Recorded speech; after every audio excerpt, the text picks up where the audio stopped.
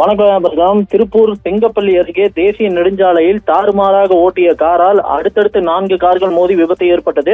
கோவையிலிருந்து சேலம் செல்லும் தேசிய நெடுஞ்சாலையில் கோவையிலிருந்து சேலம் நோக்கி சென்று கொண்டிருந்த கேரளா பதிவெண் கொண்ட கார் சாலையில் தாறுமாறாக சென்றதால் ஆத்திரமடைந்த மற்றொரு எஸ்யூவி கார் ஓட்டுநர் அவரை 3 கிலோமீட்டர் தொலைவிற்கு விடாமல் துரத்தி சென்றவர் திருப்பூர் மாவட்டம் செங்கப்பள்ளி அருகே தேசிய நெடுஞ்சாலையின் நடுவே காரை குறுக்கே நிறுத்தி வழிமறித்தார்.